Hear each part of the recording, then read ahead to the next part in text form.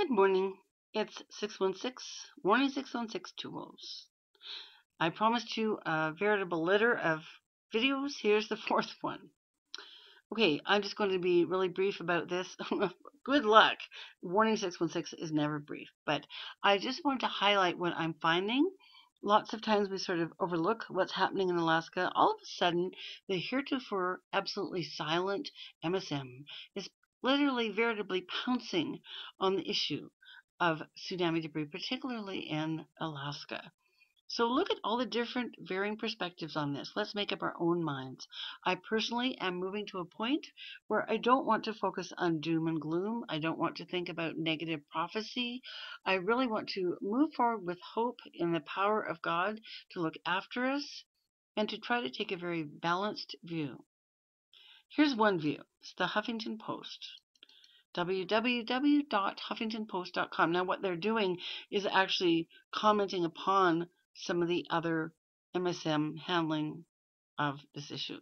Titled Japan Tsunami Debris, Wreckage Reaching Alaska Surges, and that article is from today, May 25.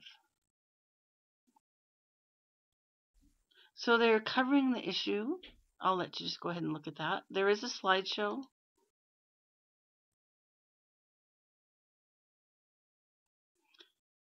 And then there's a narrative.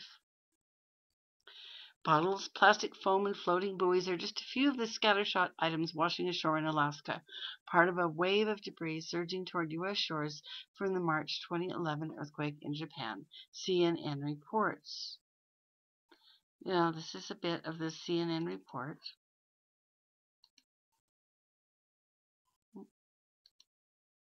If I can get it to begin. Whoops. The Huffington Post. Okay, maybe I'm not going to get it to go.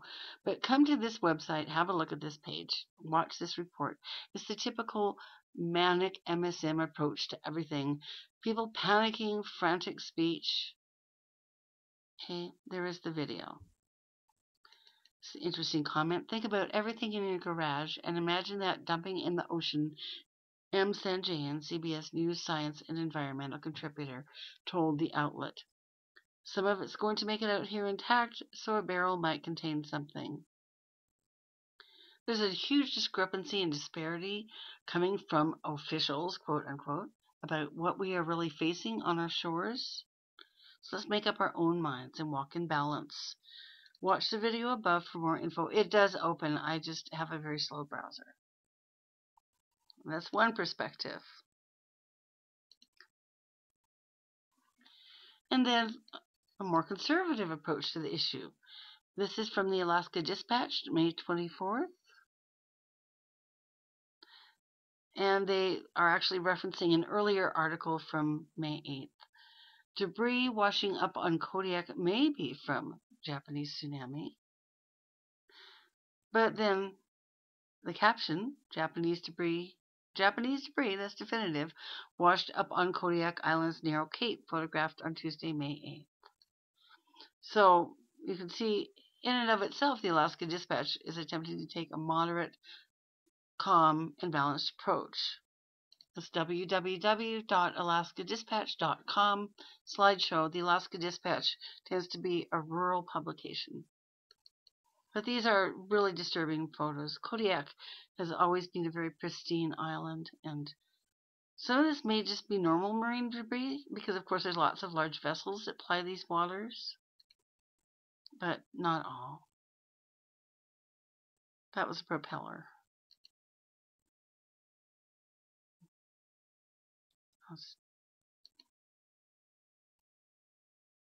Some things clearly are not typical marine debris. But really, I just wanted to say that the very last, this is a Japanese sandal. The very last thing in the world that we want to see is the politicization or commercialization of this issue. We must really keep it foremost in our minds and hearts that wherever this debris touches our shores, it remains the horrific tragedy that it was when the earthquake and tsunami struck Japan. Okay. Here's another perspective. This is from the Anchorage Daily News, adn.com, www.adn.com, 2012-5/24.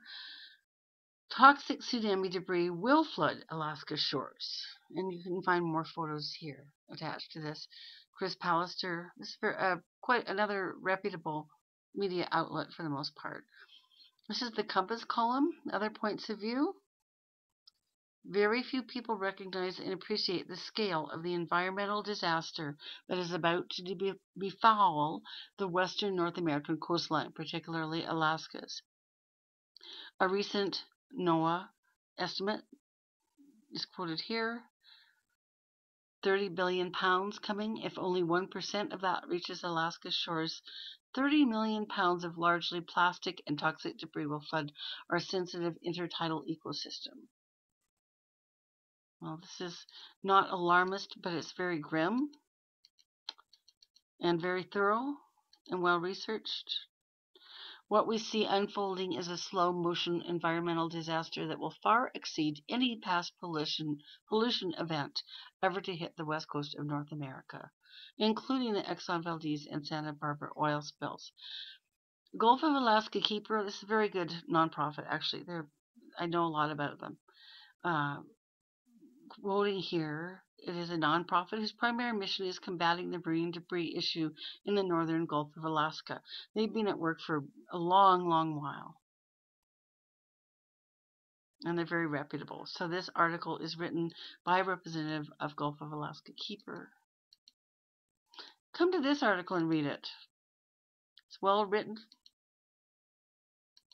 Explains exactly the results that can be expected as the Japanese debris strikes the Alaskan shores and what it will do to the food chain, the seafood.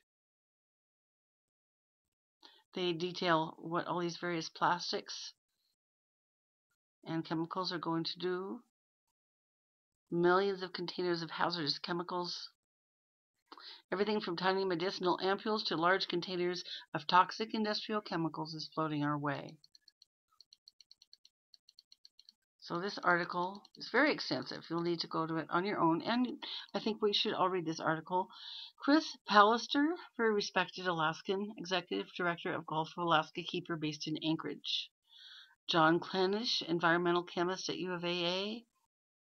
Carrie Bagdasarian, chemist at William & Mary College. This article concludes, this Compass article concludes with, we believe an economically sustainable, environmental-friendly, long-term cleanup response can be designed, and it is possible right now using the aforementioned ideas in the article. Again, this is Compass, Other Points of View, an article published in the Alaska Daily News, http www.adn.com.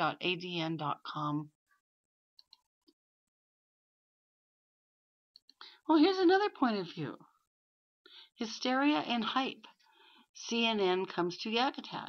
This is kind of interesting. It's a blog, Bob's blog, from the little coastal community of Yakutat. http://situriver.wordpress.com 523. Bob has a lot to say. And this is really very interesting. Posted on May 23. And of course, CNN and all the ancillary groups have been flooding Yakutat, tiny little fishing village and native village, which is receiving some debris. But again, Bob makes some good points. Begins, oh my gosh, can they get away with calling my town a festering mass? Well, I guess they can. They are CNN. They came, they saw, they reported. They also exaggerated to the point of complete silliness. Wow, they spent a lot of money to bring a helicopter here to talk about potentially toxic styrofoam getting into the food chain. This is in direct opposition to the one I just highlighted. Okay, this is very interesting. He's got a video by CNN here. And this man's a fisherman, commercial fisherman, probably multi-generational family from the coast. And he says he's posted more clips about the CNN invasion of Yakutat on his homepage, www.situk.com.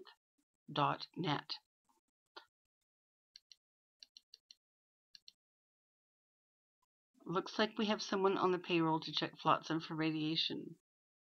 So he's probably a somewhat conservative person, very much close to the earth. And I thought his point of view was a nice balance to everything else. He does make the point there's never a shortage of garbage on their beaches. It's very true. Alaska's always had lots of garbage. And as the snow melts away, some of it does surface. If I haven't pissed off every Yakutat resident yet, allow me to put an exclamation point on my sentiments. I like what he says here, and this is the core of what I'm saying as well. Listen to Bob. Please take a little time to remember what really happened in the earthquake tsunami and what the Japanese people lived through. Then read the following news report on what the Japanese people are like and compare them to those around you here. Here's the article he's referencing. Honesty. Japanese have returned 78 million in found cash since the quake. This is posted by Liz Klimas. Okay, I thought that Bob's statements were really worth taking note of, and I agree with him. Let's keep in mind what has happened to Japan. So he's got a very good blog. Have a look at Bob's blog. Finally, I just wanted to give a shout out to Senator Begich. Oops. Well, I know the Begich family, and as politicians go, pretty good people. The elder Nick Begich was killed along with Senator Hale Boggs. It was really an assassination. Plane crashed in Alaska many years ago because they were questioning the government. Nick is a gentleman who has led the he was the first to talk about HARP. His brother Mark is now Senator Mark Begich, and I don't have time to go into everything that Mark's done. I really honor this family. They're good people. Okay, so here's Senator Mark Begich. Just a lot. Read these articles. He's taking this very seriously, and he's really trying to get people to pay attention, to ask for governmental help, clean up for finances. He's before Congress, really banging the drum on the issue of the Japanese tsunami debris that is going to very severely impact and is already severely impacting Alaskan shores. Here's his Facebook. So have a look at what Senator Begich has to say on this. All right, that's all I have to say on this topic. God help all of us. Godspeed the help we pray for. And this is Two Wolves Out.